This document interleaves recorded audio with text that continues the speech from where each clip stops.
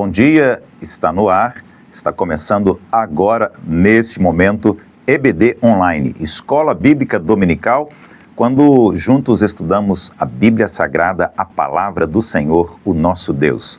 Estamos convidando você para continuar conosco nos próximos minutos para um resumo do estudo que está acontecendo também neste exato momento nas classes com os professores e alunos na nossa EBD presencial no templo da nossa igreja, na Rua Tenente Coronel Amado 203, no centro da cidade de Macaé, estado do Rio de Janeiro. Hoje é domingo, o primeiro dia da semana, o dia que a igreja se reúne para celebrar a ressurreição de Jesus, a sua vitória sobre a morte e a nossa salvação eterna também. Vamos orar e, na sequência, estaremos trazendo o conteúdo da Escola Bíblica Dominical online deste domingo. Obrigado, Senhor, por mais um dia. Obrigado, Senhor, pela vida e pela salvação eterna em Cristo, teu Filho. Obrigado também porque o Senhor permite estarmos juntos mais uma vez. Obrigado por mais uma semana. Pedimos que o teu Santo Espírito nos conduza de tal maneira que a tua santa palavra nos fortaleça a fé, nos abençoe grandemente neste dia. Oramos em nome de Jesus, o teu Filho. Amém. Nós estamos compartilhando uma série a partir da revista Tudo Entregarei. Estamos falando sobre mordomia, sobre serviço. Estamos falando sobre os dons espirituais, talentos, habilidades e todos os demais recursos que Deus tem dado a nós para servi-lo, para a glória de Deus, para a edificação da igreja e para a salvação de almas também. E hoje o nosso tema é observador, envolvido ou participante? Mais uma pergunta. Onde você está? Na igreja local onde você congrega, na sua igreja, na sua comunidade de fé, você é um observador, você está envolvido ou você está participando? Esta é a pergunta e nos próximos minutos nós vamos explicar estes 4 grupos e você estará descobrindo onde você está e se é ou não necessário mudar de posição. O nosso texto básico, primeira carta aos Coríntios, capítulo 4. O nosso texto devocional é o Salmo de número 101 e o nosso versículo-chave para o estudo da EBD Online de hoje, primeira carta aos Coríntios, no capítulo 4, no versículo 2. O apóstolo Paulo, escrevendo esta carta para aquela igreja de Jesus que estava reunida na cidade de Corinto, disse o seguinte: Ora, além disso, o que se requer dos despenseiros é que cada um deles seja encontrado fiel. Vou reler primeira carta aos Coríntios, capítulo 4, versículo 2. Ora, além disso, o que se requer dos despenseiros é que cada um deles seja encontrado fiel. Qual é o objetivo do estudo da Bíblia Sagrada hoje? Ao estudarmos esta lição, você terá condições de compreender a importância de colocar a sua vida totalmente a serviço do Senhor, a sua vida plenamente consagrada, refletindo sobre o seu compromisso com o Senhor e assim adotando uma postura mais altruísta. O que diz a Bíblia Sagrada sobre os grupos de pessoas que nós encontramos na igreja? Há vários grupos distintos de pessoas, mesmo que não estejam como grupos organizados. De fato, nós temos alguns que são apenas observadores, estão olhando, estão observando atentamente, acompanhando o que está acontecendo. Nós temos alguns que estão participando, participa de um evento, participa de outro evento, participa de um ministério, de uma comissão, de um grupo de trabalho. E temos aqueles que estão envolvidos. O envolvido é aquele que está dentro do processo, trabalhando, que veste a camisa e que está, de fato, fazendo algo efetivo para o crescimento do reino de Deus. O profeta Jeremias escreveu o seguinte: esquadrinhemos os nossos caminhos, provemo-los e voltemos para o Senhor. Lamentações, capítulo 3, versículo 14. É muito importante nós estarmos fazendo uma autoanálise todos os dias, olhando para o espelho, contemplando a nossa própria face e fazendo perguntas importantes para saber qual é a nossa posição, onde nós estamos, para não permanecermos todos os dias e para sempre no mesmo lugar e da mesma forma. Nós precisamos ser incomodados com isso. E nós precisamos então perguntar a nós mesmos: quem eu sou? Por que eu existo? Isto é tudo o que existe? Se sou bem-sucedido, por que me sinto tão mal? Por que eu? Enfim, perguntas importantes. O que Deus deseja? O que Deus quer da minha vida? Quais são os propósitos de Deus para mim e para a minha família? Talvez um dos grandes defeitos das pessoas desse tempo é que elas vivem sem examinar a sua vida, sem avaliar, sem contemplar a si mesmos e fazer estas perguntas que são tão importantes. O Senhor Jesus nos ensinou, o apóstolo Paulo, ele nos ensinou que nós devemos examinar a nós mesmos, mas não apenas no dia que vamos celebrar juntamente com a igreja a ceia do Senhor. Examinar a si mesmo todos os dias, talvez até examinar a si mesmo a cada instante, em cada decisão, a cada passo dado. Bom, então a nossa revista, ela traz a pergunta e ela agora nos apresenta quais são as características daqueles que são observadores, daqueles que estão envolvidos e daqueles que estão participando. Vamos começar com o observador. Esse é aquele que fica do lado de fora do palco. Ele se posiciona como um simples espectador.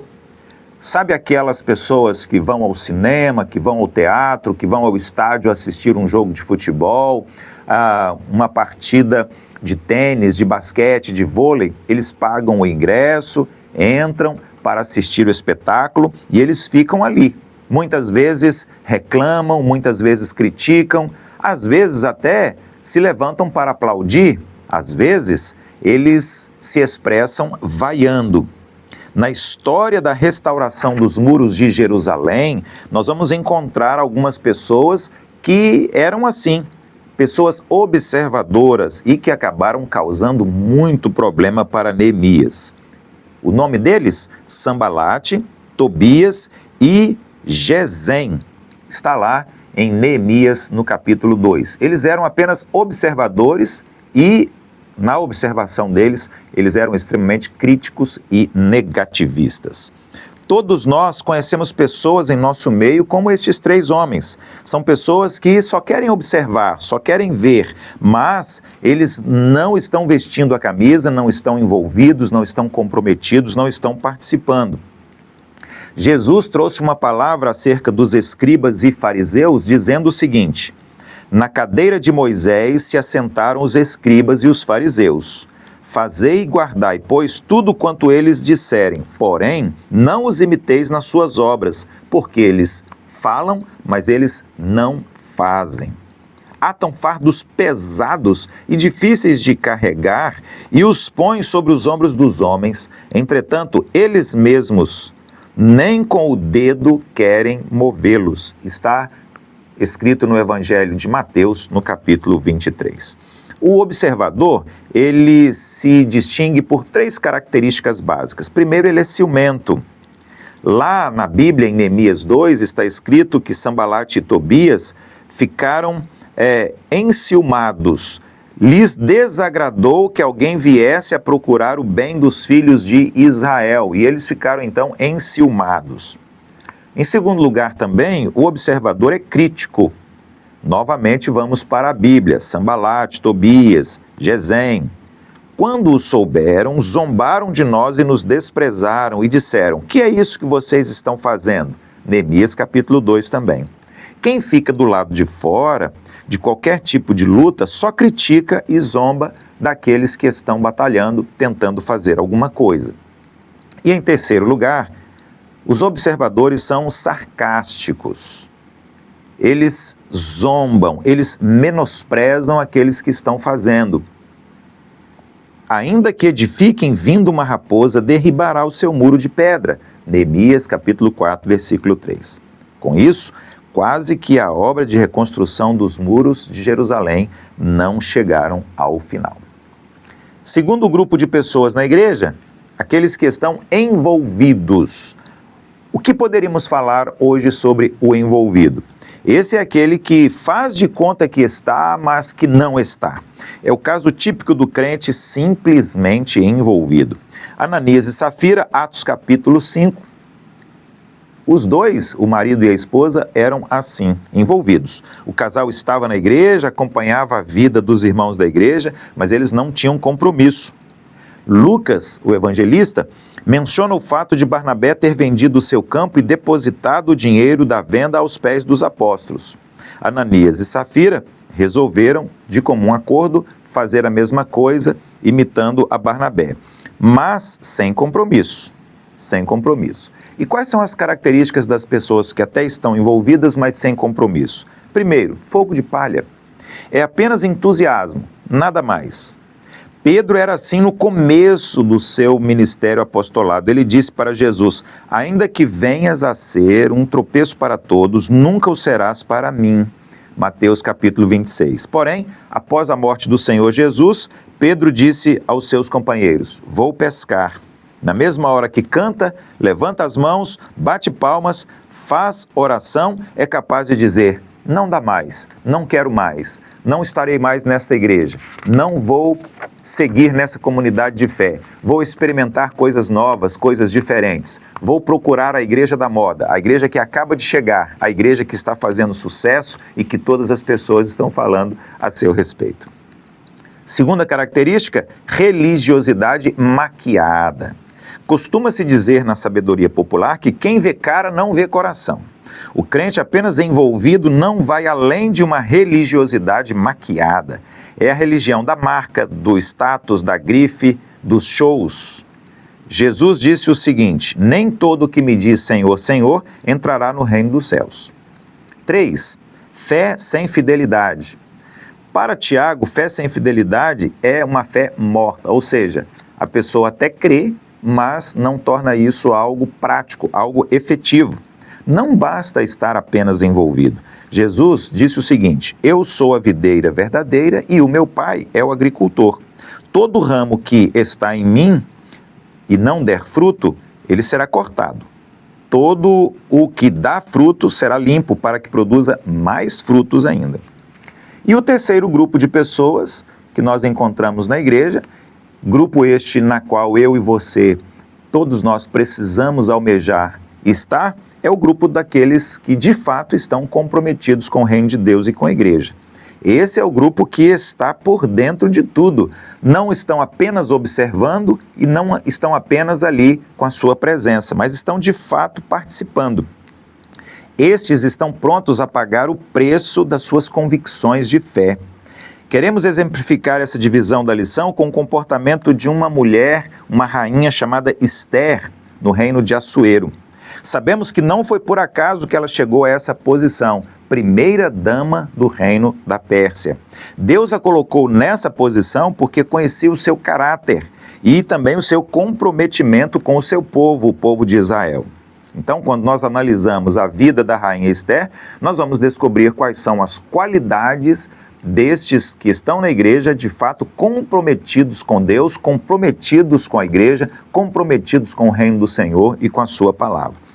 Primeiro, a pessoa comprometida é uma pessoa convicta. Esther era uma mulher assim. As suas fortes convicções não a deixaram fugir do seu compromisso. A sua vida era mais do que um corpo físico. Esther era uma vocação, um dom de Deus. Ela tinha o carisma do Senhor, por isso ela conseguiu livrar o seu povo do extermínio. Uma convicção que não olha para trás, que não foge das responsabilidades e das obrigações. Lá em Lucas capítulo 9, versículo 62, está escrito assim: ninguém que tendo posto a mão no arado olha para trás é apto para o reino de Deus. Detalhe, palavras ditas pelo próprio Senhor Jesus. Em segundo lugar, a pessoa comprometida não faz reivindicações para si. não faz exigências, não faz pedidos para ser beneficiada de alguma maneira. O seu negócio é satisfazer ao Senhor Deus, aquele que a arregimentou. Este era o compromisso de Esther, salvar o seu povo como queriam os adversários. Paulo, o apóstolo Paulo, teve uma posição muito parecida com a posição de Esther, porque Paulo também era um homem comprometido com o Evangelho. Em Atos capítulo 20 nós lemos assim: porém em nada considero a vida preciosa para mim mesmo, contanto que complete a minha carreira e o ministério que recebi do Senhor Jesus para testemunhar o Evangelho da graça de Deus. E, em terceiro lugar, a pessoa comprometida é uma pessoa altruísta. É alguém que pensa no bem-estar do outro e não no seu próprio bem-estar. Esther era assim. Ela estava preocupada com o bem-estar de todo o seu povo, nem mesmo com a sua segurança. Ela sabia que corria o risco de perder a vida, mas sendo tão altruísta, ela colocou em primeiro lugar a sobrevivência do seu povo. Disse o Senhor Jesus: eu sou o bom pastor dá a vida pelas suas ovelhas. Nós devemos pensar como o Senhor Jesus também.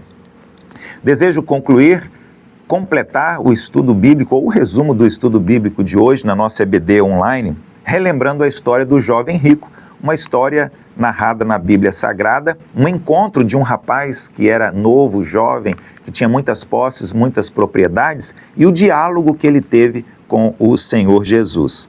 Este rapaz, ele era um ótimo observador. Ele chega para Jesus e ele pergunta assim: mestre, o que eu preciso fazer para herdar a vida eterna? Ele também estava envolvido na religião dos seus pais, porque ele disse que ele cumpria todos os rituais, todos os cerimoniais e obedecia todas as leis também. Ele disse: Senhor, eu tenho observado desde a minha juventude. Vejam só.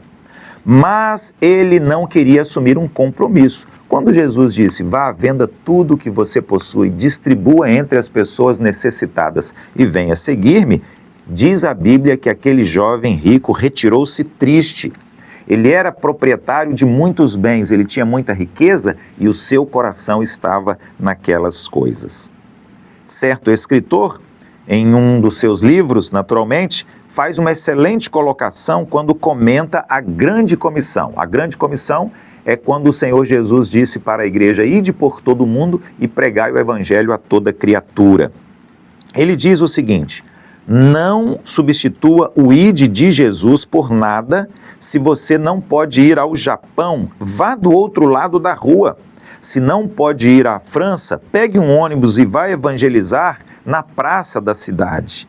Se não pode ir para a região amazônica, vá e evangelize na comunidade onde está a sua cidade. Vá para a cadeia, para o escritório, vá para o estádio de futebol.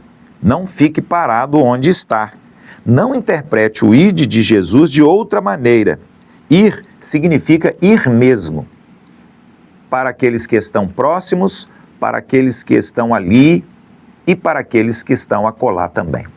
Deus abençoe você e a sua família. Até o próximo domingo com mais uma edição da EBD Online.